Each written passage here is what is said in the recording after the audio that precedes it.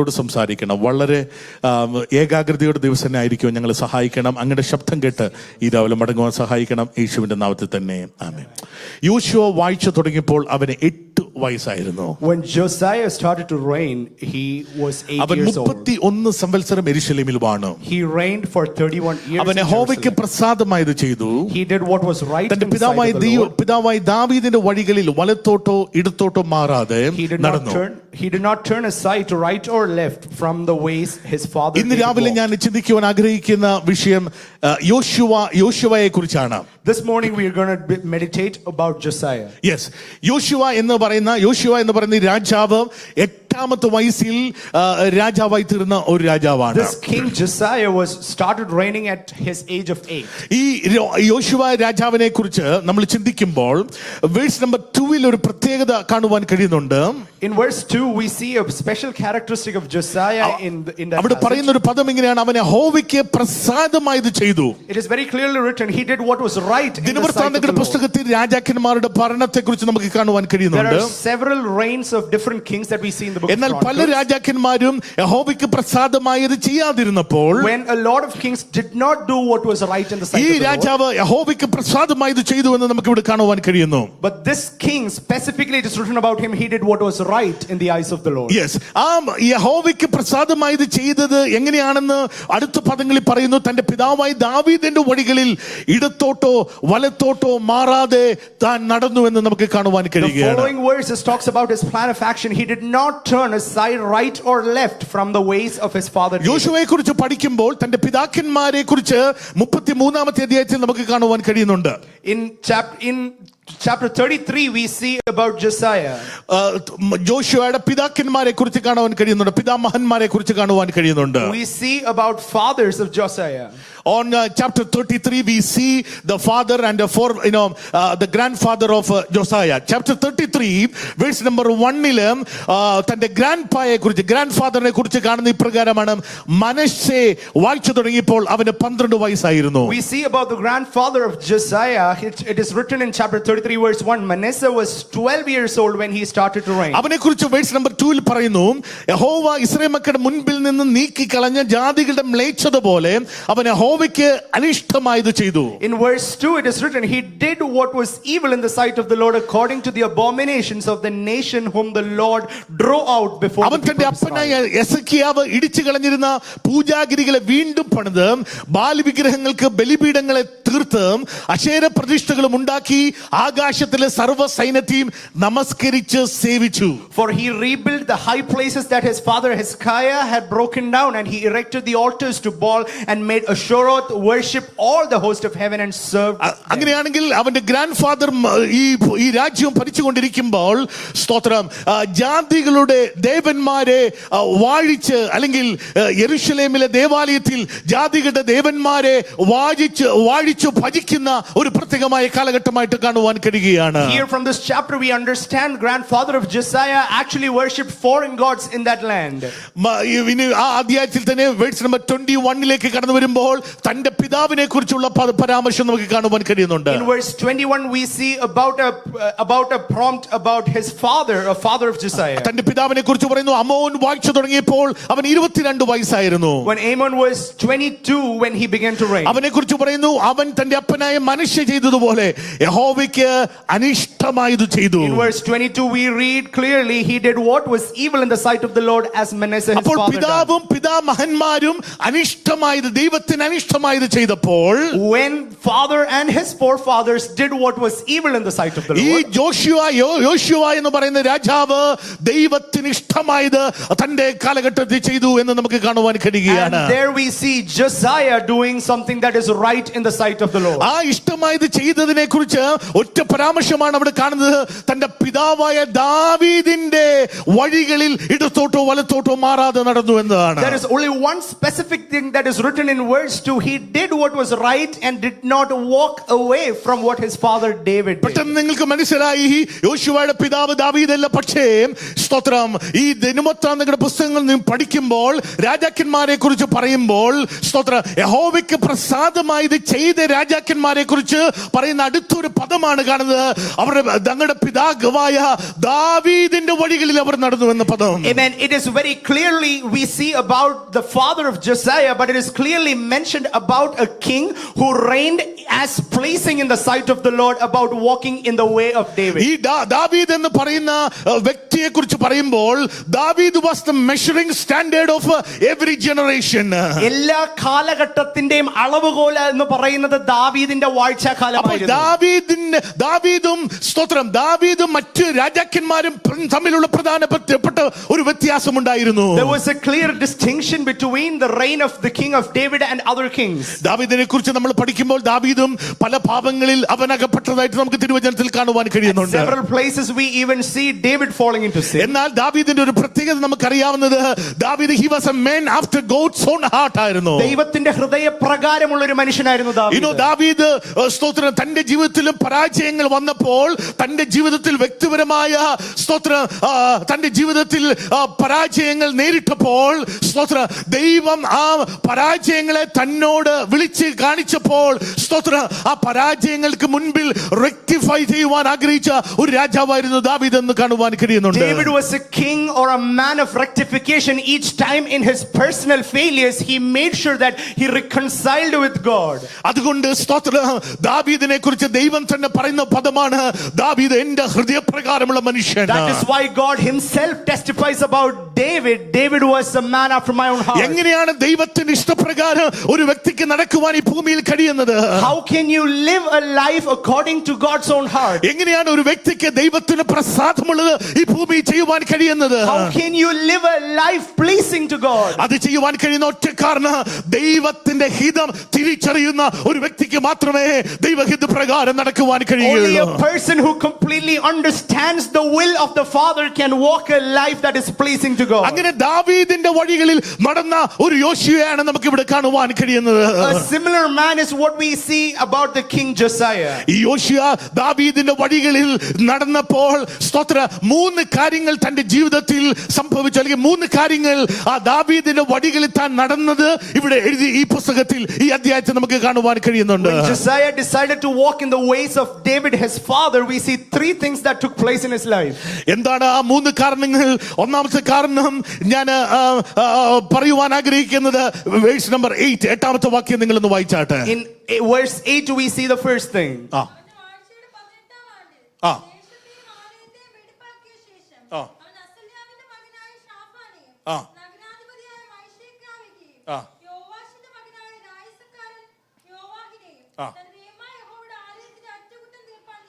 ഒന്നാമത്തെ കാര്യം സ്തോത്രം, ദൈവത്തിന്റെ വഴിയിൽ നടന്ന ഈ യോശുവ ചെയ്ത ഒന്നാമത്തെ കാര്യം, he repaired the house of the Lord. Amen. In verse 8 we clearly understand a man who walked according to the will of God in the ways of his father David. He repaired the house of the Lord. അവൻ ഈ house of the Lord repair ചെയ്തു എന്ന് പറയുമ്പോൾ, when we talk about him repairing the house of the Lord, അതിന്റെ തലേ പാരഗ്രാഫിൽ നമുക്ക് കാണുവാൻ കഴിയുന്നു, തന്റെ പിതാവും മഹന്മാരും സ്തോത്രം ഈ ശലോമോൻ ഉണ്ടാക്കിയ ഈ വലിയ ആലയത്തെ സ്തോത്രം അവർ അതിനെ നിർജ്ജനമാക്കി, അല്ലെങ്കിൽ അതിനെ നശിപ്പിച്ചു. അതിനെ സ്തോത്രം അവിടെ അശേര പ്രതിഷ്ഠകളെ സ്ഥാപിച്ചു, ബാൽ ദേവന്മാരെ അവിടെ പ്രതിഷ്ഠിച്ചു. Amen. In the previous verses we understand him and his father and his forefathers actually had foreign gods installed in this temple. That is why he had to get into repairing the house of the Lord. മാത്രമല്ല 2 രാജാക്കന്മാരുടെ പുസ്തകം നിങ്ങൾ പുറകോട്ടൊന്ന് നോക്കിയാണെങ്കിൽ 23-ാം അധ്യായം അതിന്റെ 24-ാമത്തെ വാക്യം 24-25 കൂടെ ഒന്ന് വായിച്ചാട്ടെ.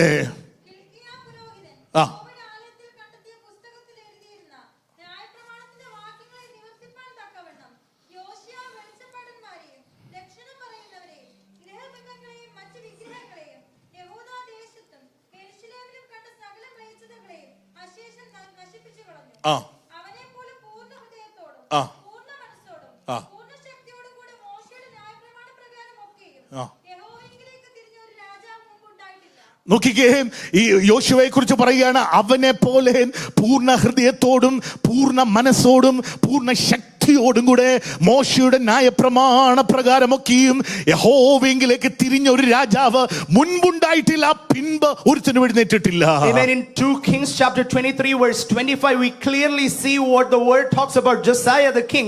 Before him there was no king like him who turned to the Lord with all his heart and with all his soul, with all his might, according to all the laws of Moses, nor did any like him arise after him. തിരുവചനത്തിൽ പറയുന്ന ഓരോ വാക്കുകൾക്കും അതിന്റേതായ പ്രാധാന്യമുണ്ട്. Every word that is spoken and written in the word of God has its priority and എന്തുകൊണ്ടാണ് importance. ദൈവം അപ്രകാരം തന്നെ കുറിച്ച് പറഞ്ഞ പൂർണ്ണ ഹൃദയത്തോടും പൂർണ്ണ ശക്തിയോടും പൂർണ്ണാത്മാവോടും കൂടെ ദൈവത്തെ ആരാധിച്ച മറ്റൊരു മനുഷ്യൻ പിന്നെ ഉണ്ടായിട്ടില്ല എന്ന്? Why is it recorded specifically that Josiah worshipped or turned to the Lord with all his heart, with all his soul and all his mind? അതിന്റെ കാരണം ഇവിടെ പറഞ്ഞു, he repaired the house of the Lord.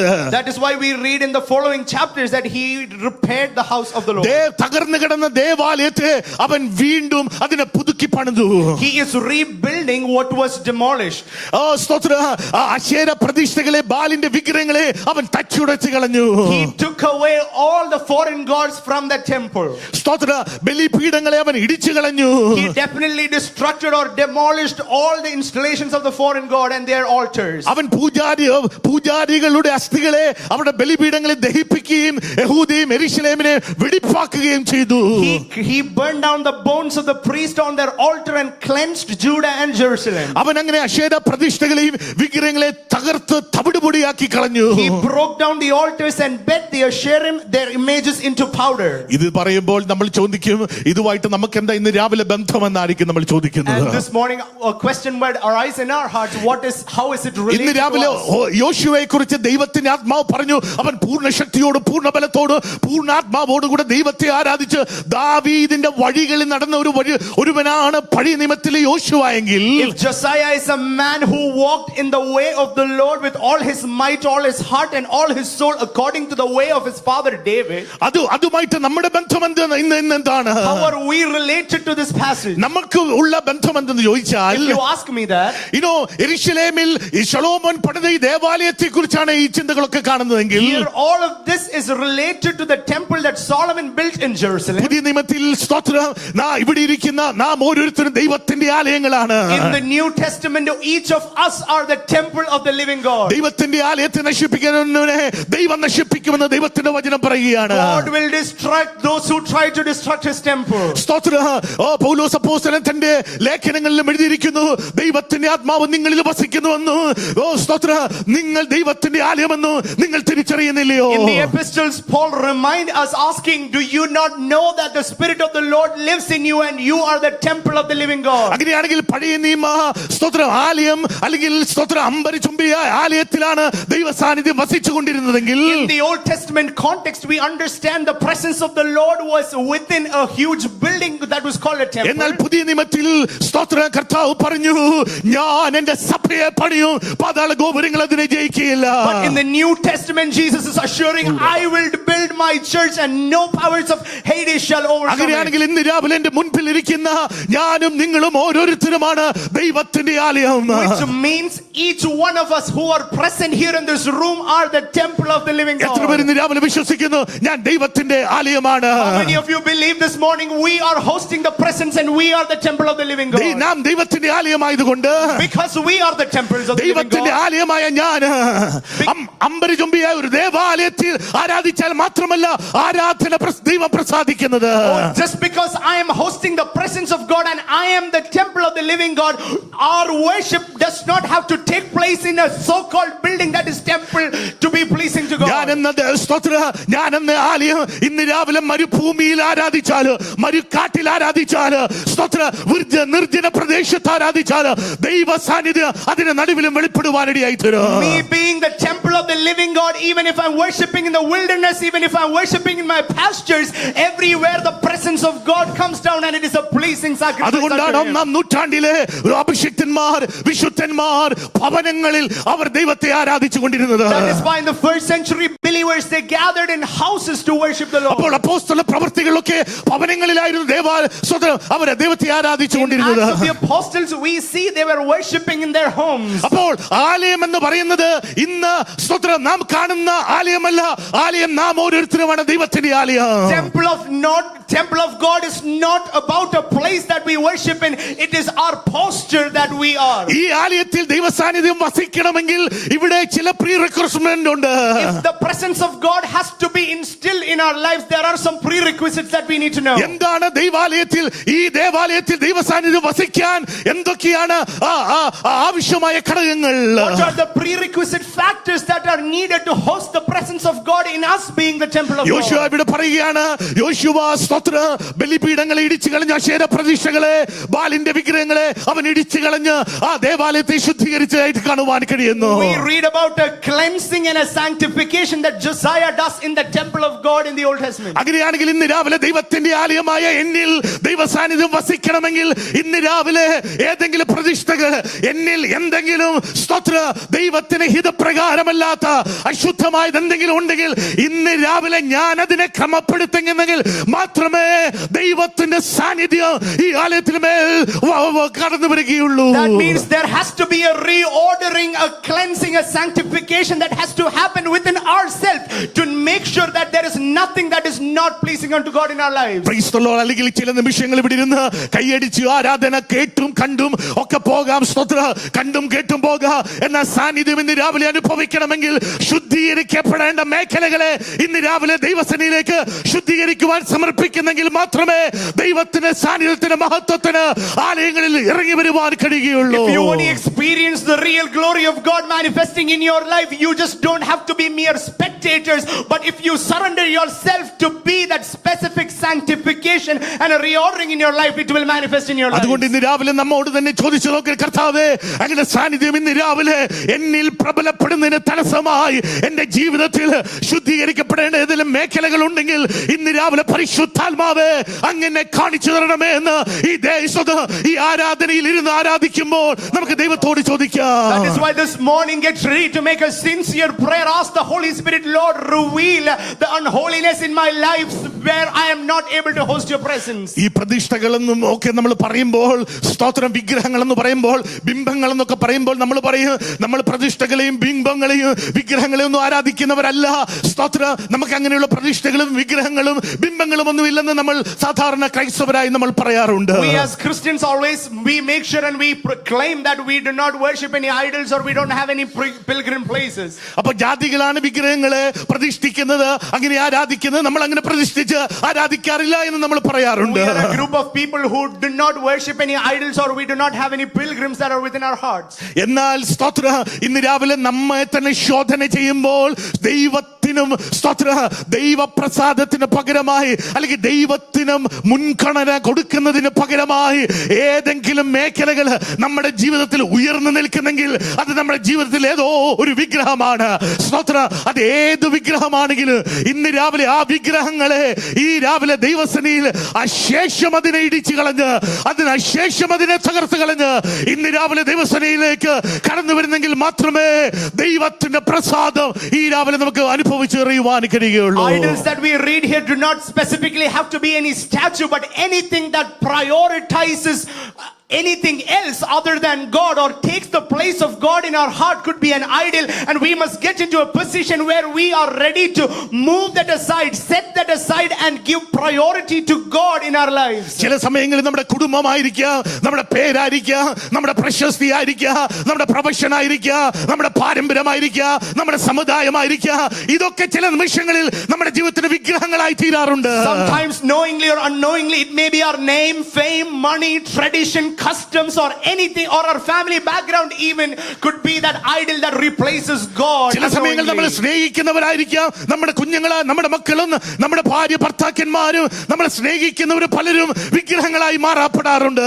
Even there are chances where people we love dearly become idols. They replace the place of God in our lives. എന്നാൽ ഇന്ന് രാവിലെ പരിശുദ്ധാത്മാവ് ദൈവസഭയോട് വീണ്ടും ആവശ്യപ്പെടുകയാണ്.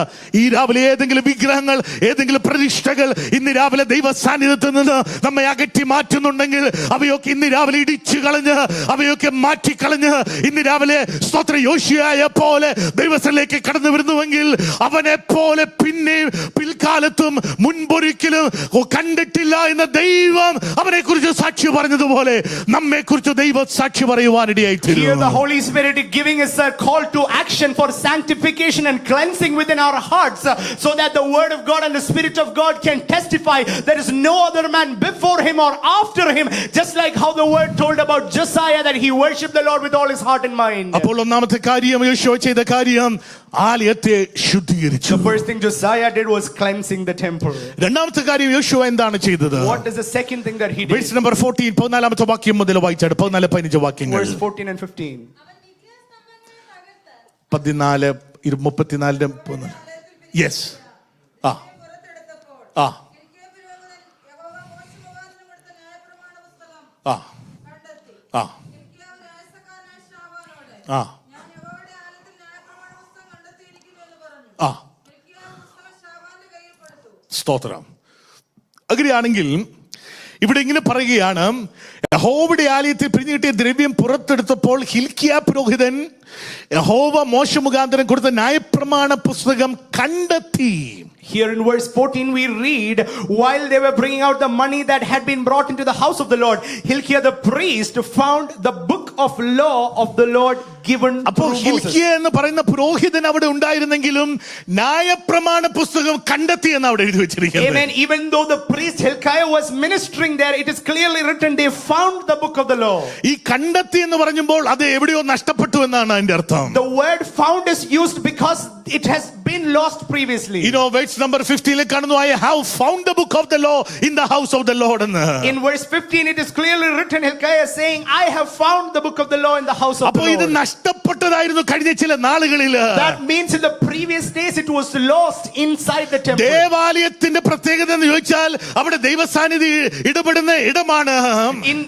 In the temple, the speciality of the temple is that the presence of the Lord is hosted in that place. ആലയത്തിന്റെ മറ്റൊരു പ്രത്യേകത അവിടെയാണ് ദൈവവചന ശുശ്രൂഷിക്കപ്പെടുന്ന ഇടം. Amen. The second peculiarity of the temple of God is the word of the Lord has been preached in അപ്പോൾ that place. ദൈവത്തിന്റെ ആലയത്തിലാണ് വചനം ശുശ്രൂഷിക്കപ്പെടേണ്ടത്. The word of the Lord is being preached in the temple. അപ്പോൾ വചനം ശുശ്രൂഷിക്കപ്പെടണമെങ്കിൽ അവിടെ ന്യായപ്രമാണ പുസ്തകം ആവശ്യമാണ്. That means we need the book of the law in the house of the Lord. എന്നാൽ ഇത് കണ്ടെത്തി എന്ന് പറയുമ്പോൾ കഴിഞ്ഞ ചില നാളുകളിൽ ഈ ശുശ്രൂഷകൾ ഇവിടെ നടക്കുന്നില്ല എന്നാണ് അർത്ഥം. But in this verse, since we read that it was found, that means it was lost, that means it has hindered അതിന്റെ the കാരണം നമ്മൾ word of കഴിഞ്ഞ the Lord. അതിന്റെ കാരണം നമ്മൾ കഴിഞ്ഞ അധ്യായത്തിൽ കാണുവാനിടയായി തീർന്നു. തന്റെ പിതാക്കന്മാരും പിതാമഹന്മാരും ദൈവത്തിന്റെ വഴിയിൽ അവർ നടന്നില്ല. That is because we read in the previous verses and chapters that the fathers and their forefathers did not walk in the sight of the Lord. അവർ യഹോവയ്ക്ക് അനിഷ്ടമായുള്ളത് ചെയ്തു. They did something displeasing to the sight of the our Lord. പൂജാഗിരികളെ വീണ്ടും പണിത് ബാൽ വിഗ്രഹങ്ങളെ ബലിപീഠങ്ങളെ ഉണ്ടാക്കി അശേര പ്രതിഷ്ഠകളെ ഉണ്ടാക്കി അതിനെ ആരാധിച്ചു പോന്നു. They worshipped the foreign gods Asherah and all the other gods inside the temple of God. എവിടത്തെ കുറിച്ച് ഇത് പറയുന്നത്? Where are we talking about? ശലോമോന്റെ ദേവാലയത്തെ കുറിച്ചാണ് പറയുന്നത്. We are talking about the same temple that Solomon built. ഞാനല്ലാതെ മറ്റൊരു ദൈവം ഉണ്ടാകരുതെന്ന് മോശയ്ക്ക് കൽപ്പന കൊടുത്ത ശലോമോന്റെ ദേവാലയത്തിൽ നടക്കുന്ന കാര്യമാ നമ്മൾ ഇവിടെ കേൾക്കുന്നത്. We are reading about the same temple that was instructed there should not be any other god other besides me. അങ്ങനെയാണെങ്കിൽ രാജാക്കന്മാർ ഇങ്ങനെ അശേര പ്രതിഷ്ഠകളെ ആരാധിച്ചപ്പോൾ പുരോഹിതന്മാരും അതിനോട് ചേർന്ന് കോംപ്രമൈസ് ചെയ്ത് ദൈവത്തിൽ നിന്ന് അകന്ന് മാറി ജാതീയ വിഗ്രഹങ്ങളെ ആരാധിച്ച് ദൈവിക പ്രതിഷ്ഠകളിൽ നിന്ന് അവർ മാറ്റപ്പെട്ട ഒരു കാലഘട്ടം.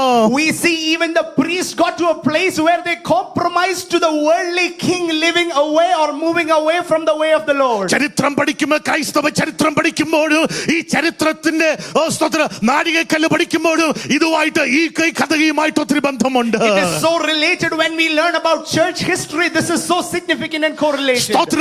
ദൈവമാക്കി വെച്ച അപ്പോസ്തലന്മാർ ദൈവമാക്കി വെച്ച അഭിഷിക്തന്മാരുടെ കാലഘട്ടം കഴിഞ്ഞപ്പോൾ കുസ്തന്തീനോസിന്റെ കാലഘട്ടം കടന്നു വന്നപ്പോൾ ഈ ആലയത്തിൽ നിന്ന് സ്തോത്രം അല്ലെങ്കിൽ ദൈവിക പ്രമാണത്തിൽ നിന്ന് ക്രൈസ്തവ പ്രമാണത്തിൽ നിന്ന് സഭ അകന്നു മാറുവാനിടയായി തീർന്നു.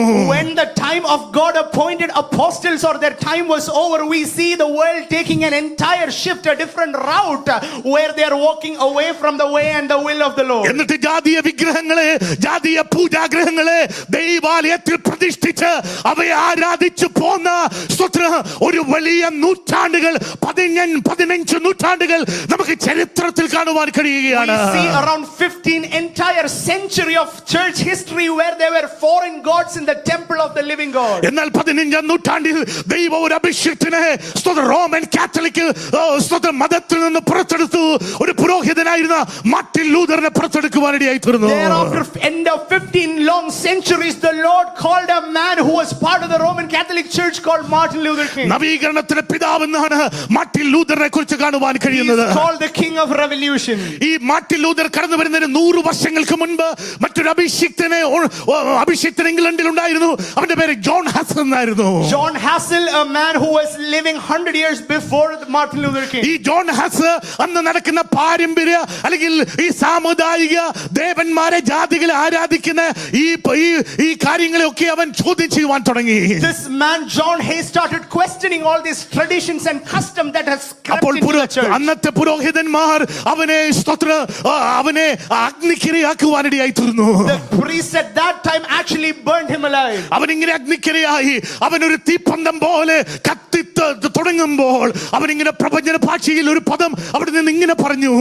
When he was giving up his life in the fire, he started prophesying. നിങ്ങൾക്കെന്നെ ഒരു ഈയമ്പാറ്റയെ പോലെ ഇപ്പോൾ ചുട്ടുകൊള്ളുവാൻ കഴിയും. You have the capability to burn me alive, set me on fire. എന്നാൽ സ്തോത്രം ഇതാ നവീകരണത്തിന്റെ ഒരു കടുകൻ ഇതാ ഇംഗ്ലണ്ടിന് മുകളിലായി പറന്നെടുക്കുന്നത് ഞാൻ ആത്മാവിൽ കാണുന്നു എന്ന് പറഞ്ഞാണ് അവൻ ലോകത്തിൽ നിന്ന് മാറ്റപ്പെട്ടത്. There he is saying in his final words, he see an eagle of revolution that is flying in the air of England. അങ്ങനെയാണ് മാർട്ടിൻ ലൂതർ സ്തോത്ര വിശ്വാസ പ്രമാണങ്ങൾക്ക് വേണ്ടി പുതിയ സ്തോത്ര നവീകരണ സഭ ആരംഭിക്കുവാനിടയായി തീർന്നത്. That is how this man called Martin Luther, being the king of revolution, he came into play. എന്നാൽ പിന്നെ ചരിത്രം നമ്മൾ കാണുകയാണെങ്കിൽ സ്തോത്ര ചരിത്രത്തിൽ വീണ്ടും അപജയങ്ങൾ നവീകരണ പിതാക്കന്മാരുടെ ഭാഗത്തും വന്നതായിട്ട് നമുക്ക് കാണുവാൻ കഴിയും. We also see several failures that are taking place after following. ഞാൻ ചരിത്രം പറയുവാനല്ലല്ലോ ഇന്ന് രാവിലെ നിങ്ങളുടെ മുൻപിൽ I നിൽക്കുന്നത്. don't want to go into the depths of the history. എന്നാൽ ഇവിടെ കാണുന്നത് പോലെ But as we read here, ഇതാ ദൈവത്തിലേക്ക് മടങ്ങി വരുന്ന ഒരു ഹിൽക്കിയാവ് ഒരു ജോഷിയെ ഇവിടെ കാണുവാൻ കഴിയുകയാണ്. here we see a king Josiah who is coming back to യോശുവ the way of the Lord. ആദ്യം ചെയ്ത കാര്യം അവന്റെ ആലയത്തെ അവൻ ശുദ്ധീകരിച്ചു. The first thing he did was he cleansed the temple. ദൈവസാന്നിധ്യം വെളിപ്പെടണമെങ്കിൽ ഒന്നാമത്തെ കാര്യം നമ്മുടെ ആലയങ്ങളെ ദൈവസന്നിധിയിൽ ശുദ്ധീകരിക്കണം. Amen. If the presence of God has to invade in our lives must be cleansed. Our രണ്ടാമത്തെ temple കാര്യം must be ചെയ്യേണ്ടത് cleansed. അവിടെ യഹോവയുടെ ന്യായപ്രമാണം വായിക്കുവാൻ തുടങ്ങി. The second thing, the word of the Lord, the law of the Lord started being read out. ദൈവിക വചനത്തിലേക്ക് സഭ മടങ്ങി വരണം. The church came back into the law and the word of the Lord. വചനം സ്തോത്രം അറിഞ്ഞില്ലെങ്കിൽ സ്തോത്ര ദർശനമില്ലാത്തടത്ത് ജനം നശിച്ചു പോകുന്നുവെന്ന് തിരുവചനത്തിൽ കാണുവാൻ The word കഴിയുന്നു. of the Lord clearly says when there is no vision, the people are lost. അങ്ങനെയാണെങ്കിൽ ഇന്ന് രാവിലെ ഞാൻ പറയട്ടെ, സ്തോത്ര നമ്മെ ആത്മീയരായി നിലനിർത്തുന്ന ഘടകമെന്ന് ചോദിച്ചാൽ പ്രവാചകന്മാരല്ല, സ്തോത്ര പിതാക്കന്മാരല്ല, പുരോഹിതന്മാരല്ല, പാരമ്പര്യമല്ല, പട്ടത്തമല്ല, സഭയല്ല, പാസ്റ്റർമാരല്ല. നിലനിർത്തുന്ന ഏക ഘടകം ഈ ദൈവത്തിന്റെ വചനം മാത്രമാണ്. The only thing that keeps us rooted in the presence of the Lord is not our tradition, churches, priests, pastors or bishops. It is the presence and the word of the Lord. ദൈവത്തിന്റെ വചനം നിങ്ങളെ സകല സത്യത്തിലും നടത്തുന്നു. It is the word of the Lord that will guide you in truth. സത്യം നിങ്ങളെ സ്വതന്ത്രരാക്കുകയും സത്യം നിങ്ങളെ സകല സത്യത്തിലും വഴി നടത്തുകയും It ചെയ്യുന്നു. is this word that will set you free and guide you in every truth. അങ്ങനെയാണെങ്കിൽ സത്യത്തിലേക്കുള്ള മടങ്ങി വരവ് യോശുവ എടുത്തപ്പോൾ അവനെ കുറിച്ച് ദൈവം പറയുകയാണ്, ദാവീദിന്റെ ഹൃദയപ്രകാരം നടന്ന മനുഷ്യൻ എന്ന് അവനെ കുറിച്ച് പറയുകയാണ്. Amen. When Josiah decided to bring back the book of law into the church, into the temple, the word of God was restored. It was pleasing in the sight of the Lord. 29ാമത്തെ വാക്യം അവിടെ ഇങ്ങനെ കാണുകയാണ്, അനന്തര രാജാവ് അയച്ച് യഹൂദയിലും യെരൂശലേമിലുള്ള എല്ലാ മൂപ്പന്മാരെ കൂട്ടി വരുത്തി. And then in verse 29 we read, then the king sent and gathered together all the elders of Judah and Jerusalem. രാജാവും സകല യഹൂദന്മാർ പുരുഷന്മാരും യെരൂശലേം നിവാസികളും പുരോഹിതന്മാരും ലേവ്യരും ആ ബാലവൃദ്ധവും സർവ്വജനവും യഹോവയുടെ ആലയത്തിൽ ചെന്നു.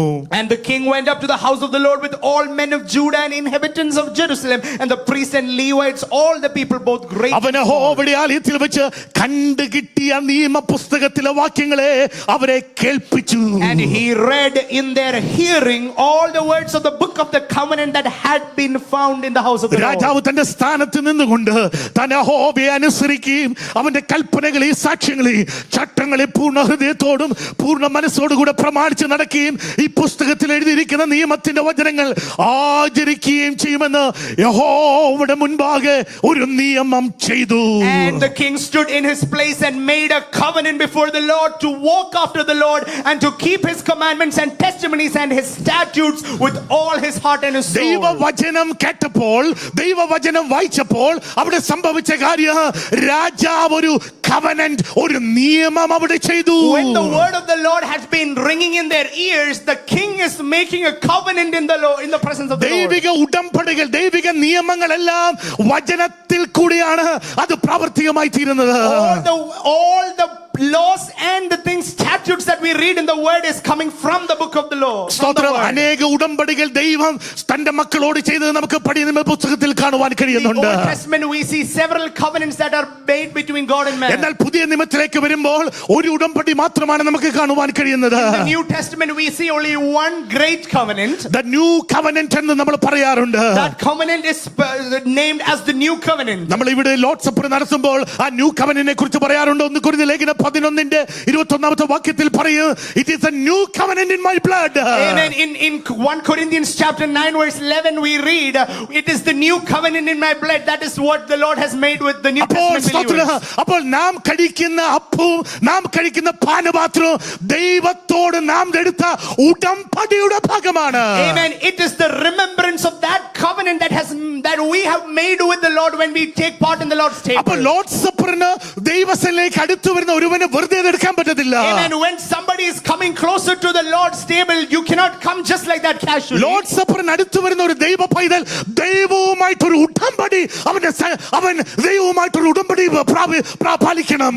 Amen. There is a covenant that is set between that man and God when he comes closer to the table എന്താണ് of the ഉടമ്പടി? Lord. എന്താ What is that covenant? ആ ഉടമ്പടിയെ കുറിച്ച് പുതിയ നിയമത്തിൽ നമുക്ക് കാണുവാൻ In കഴിയുന്നു. New Testament we see about that covenant. റോമാലേഖനം 6 അധ്യായത്തിൽ കടന്നു വരുമ്പോൾ In Romans chapter 6 we see തന്റെ ശരീരത്തോട് ഏകീഭവിച്ച് a man who becomes one with the body of Christ. തന്റെ മരണത്തോട് ഏകീഭവിച്ച് Somebody who becomes one with the death of Christ. അവന്റെ മരണ പുനരുത്ഥാനങ്ങൾക്ക് ഏകീഭവിക്കുന്ന സ്നാനത്താലാണ് ആ ദൈവിക ഉടമ്പടിയുടെ ഭാഗമായ ഒരു ദൈവവൈതലായി തീരുന്നത്. You become a child of God when you become one in his death and his resurrection through water baptism. അപ്പോൾ ദൈവിക ഉടമ്പടിയുടെ ഭാഗമായ സ്നാനത്താൽ മാത്രമാണ് ആ ദൈവിക ഉടമ്പടിയുടെ സ്തോത്രം ആ പുതിയ നിയമ രക്തത്തിൽ നിന്ന് നമുക്ക് പങ്കെടുക്കുവാൻ കഴിയുള്ളൂ. It is only when you become one in Christ, when you become one with his death and his resurrection, you can take part in ഞാനിത് the പറഞ്ഞു table of the എന്തിനാന്ന് Lord. ചോദിച്ചാൽ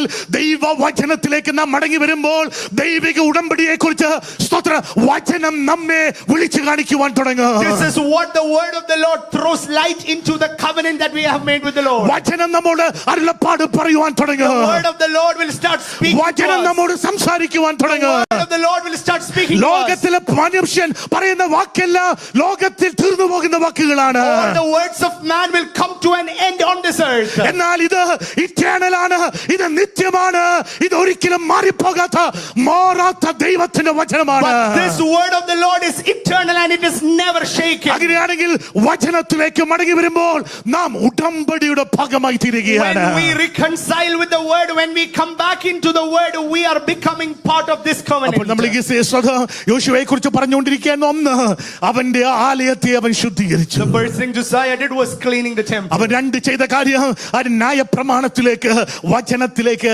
സ്തോത്രം മടങ്ങി വരുവാനിടയായി തീർന്നു. He reinstituted back into the word of the Lord. We see the second thing. മൂന്നാമത്തെ കാര്യം കൂടെ ഞാൻ പറഞ്ഞ് അടുത്ത 5 മിനിറ്റിനുള്ളിൽ ഞാൻ അവസാനിപ്പിക്കാൻ I want to close in the ആഗ്രഹിക്കുകയാണ്. next 5 minutes by sharing the third point. സ്തോത്ര വർഷിപ്പ് ടീം മുന്നോട്ട് കടന്നു വരാൻ തുടങ്ങാം. Praise the Lord. 35 അധ്യായത്തിന്റെ 1-ാമത്തെ വാക്യം വായിച്ചാട്ടെ. Chapter 35 verse 1.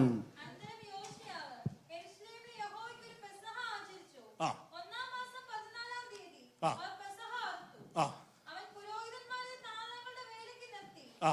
യഹോവയുടെ ആലയത്തിലെ ശുശ്രൂഷയ്ക്ക് അവരെ ധൈര്യപ്പെടുത്തി. Praise the Lord. ഒറ്റ പദം ഞാൻ ഇങ്ങനെ പറയാം. There's one word that I want to, one phrase that I He want to take from there. restored the worship in the temple. Amen. ആരാധനാലയത്തിൽ ആരാധന He പുനഃസ്ഥാപിക്കപ്പെട്ടു. restored the festival in the temple. ആരാധനാലയത്തിൽ ആരാധന അപ്പോൾ പുനഃസ്ഥാപിക്കപ്പെട്ടു. ആലയം ശുദ്ധീകരിക്കപ്പെടാത്തിടത്തോളം കാലം Amen. As long as your temple is not ഇതൊന്നും sanctified, സംഭവിക്കുകയില്ല. all of these things wouldn't happen. ഒന്നാമത്തെ കാര്യം The first thing, യോശുവ ചെയ്ത കാര്യം ആലയം ശുദ്ധീകരിച്ചു. the first thing Josiah did was sanctify the ആലയത്തിൽ temple. ന്യായപ്രമാണം വായിക്കപ്പെട്ടു. Second thing is he reinstituted the word of the Lord. മാത്രമല്ല ആലയത്തിൽ ആരാധന റിസ്റ്റോർ ചെയ്തു. The third thing, the restoration of worship took place in the അപ്പോൾ temple. ആലയത്തിൽ ആരാധന restore ആകണമെങ്കിൽ If there has to be a restoration of ആലയം worship, ശുദ്ധീകരിക്കപ്പെടണം. the church has to be ജനം sanctified. ദൈവവചനത്തിലേക്ക് മടങ്ങി വരണം. People of God has to be rooted in the word ജനം of God. ദൈവവചനത്തിലേക്ക് മടങ്ങി വരുമ്പോൾ When the people of God start ആലയം rooting themselves in the ശുദ്ധീകരിക്കപ്പെടുമ്പോൾ word, when the church is sanctified, ആലയത്തിൽ ദൈവത്തിന്റെ മഹത്വം വെളിപ്പെടും. the glory of the Lord will descend on the ആലയത്തിൽ church. ആരാധന വെളിപ്പെടും. Wow, the worship will manifest in the ആലയത്തിൽ church. സ്തോത്രം മുടങ്ങിക്കിടന്ന ഫെസ്റ്റിവൽ ഓഫ് പാസ് ഓവർ അത് മടങ്ങി വരും. There is a festival of Passover that will be restored in the temple. Praise the Lord. Hallelujah. മനസ്സിലാകുന്ന ദൈവമക്കൾ ഒരു സ്തോത്രം പറഞ്ഞാൽ Amen. If you understand, praise the Lord. ഇവിടെ സ്തോത്രം എന്തുകൊണ്ടാണ് Joshua kept the Passover to the Lord in Jerusalem എന്ന് പറയാൻ കാര്യം? എന്തുകൊണ്ടാണ് അവിടെ യോശുവ യെരൂശലേമിൽ യഹോവയ്ക്ക് ഒരു പെസഹ ആചരിച്ചു എന്ന് പറയുന്നത്? കാര്യം സ്തോത്രം ഇതാ പഴയ നിയമത്തിൽ നമുക്ക് കാണുമ്പോൾ അനേക സ്തോത്ര ഫെസ്റ്റിവൽസ് നമുക്ക് കാണുവാൻ ഉത്സവങ്ങൾ കാണുവാൻ കഴിയുന്നുണ്ട്. In the Old Testament we see several festivals taking place അതിലെ in the church. പ്രധാനപ്പെട്ട ഉത്സവമാണ് പെസഹ പെരുന്നാൾ.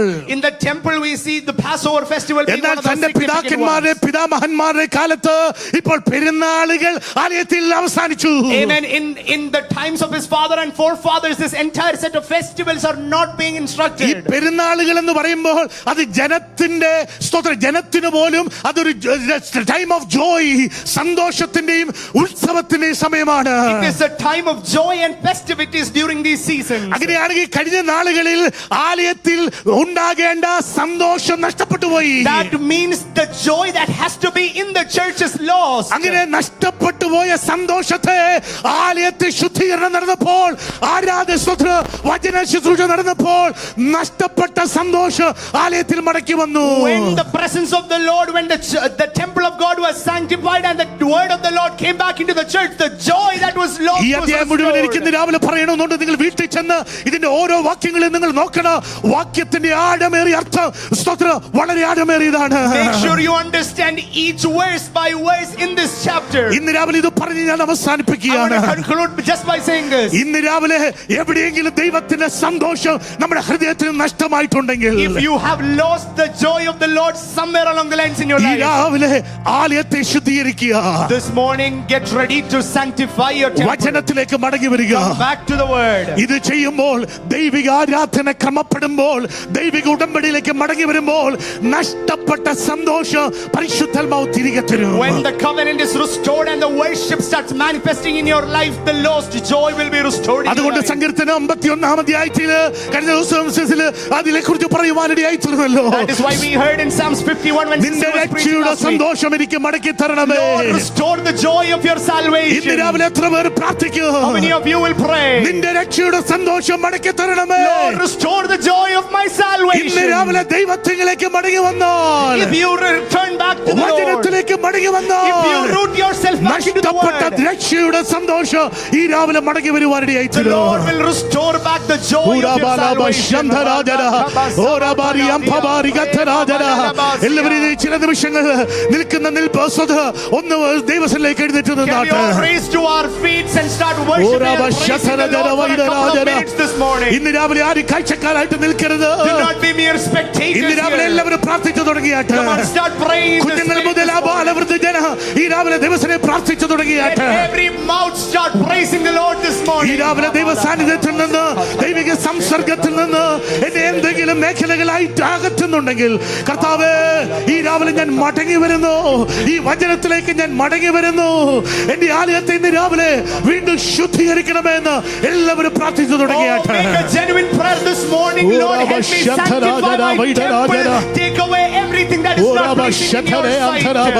ദൈവത്തിലേക്ക് മടങ്ങി വരുമ്പോൾ, ദൈവാലയത്തിലേക്ക് മടങ്ങി വരുമ്പോൾ, ദൈവസന്നിധിയിലേക്ക് മടങ്ങി വരുമ്പോൾ പുരോഹിതന്മാർക്ക് പോലും ആലയത്തിൽ ശുശ്രൂഷിക്കാൻ കഴിയാത്ത പോലെ സാന്നിധ്യം ശലോമോന്റെ ദേവാലയത്തിൽ വെളിപ്പെട്ടുവെന്ന് വചനത്തിൽ കാണുവാൻ കഴിയുകയാണ്. All of these three things are restored in the temple of God. We see a level of glory that is manifesting the church where even priests couldn't minister. അങ്ങനെയാണെങ്കിൽ ഇന്ന് രാവിലെ സാന്നിധ്യത്തെ അകറ്റുന്ന ആരാണെന്ന് ചോദിച്ചാൽ ഞാനും നിങ്ങളുമാണെന്നുള്ള ആ ബോധ്യം ഇന്ന് രാവിലെ നാം മറന്നു പോകരുത്. That means we must understand that if we are not able to experience the presence of God, we ourselves are the hindrance. ഈ രാവിലെ സാന്നിധ്യത്തെ അകറ്റുന്ന ഏതെങ്കിലും മേഖല, ഏതെങ്കിലും അകൃത്യം എന്റെ ജീവിതത്തിലുണ്ടെങ്കിൽ കർത്താവേ, ഇന്ന് രാവിലെ എന്നോട് ക്ഷമിക്കണമേ എന്ന് ഈ രാവിലെ ദിവസം ഏറ്റു പറഞ്ഞാട്ട്. Pray for a forgiveness if there are any iniquities that are in our life that is hindering us from hosting the presence of the Lord. ഇന്ന് രാവിലെ ചില നിമിഷങ്ങൾ കൂടെ ദൈവസന്നിധിയിലേക്ക് നമ്മെ തന്നെ സമർപ്പിച്ചു Can we കൊടുത്താട്ടെ. surrender our lives to the Lord?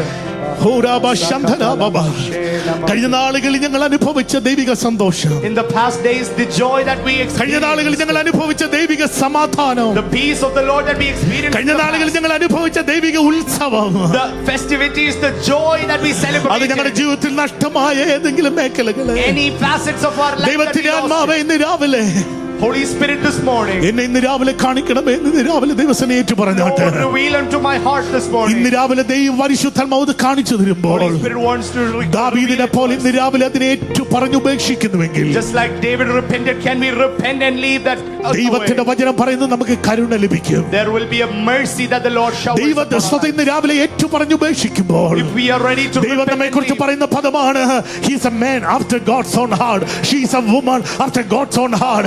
ദൈവത്തിന്റെ ഹൃദയപ്രകാരമുള്ള മനുഷ്യർ, ദൈവത്തിന്റെ ഹൃദയപ്രകാരമുള്ള പുരുഷ. ഓ വലിയ ഹല്ലേലൂയ. കർത്തദാസി ഈ രാവിലെ ദിവസം ഒന്ന് സമർപ്പിച്ചു കൊടുത്താട്ടെ.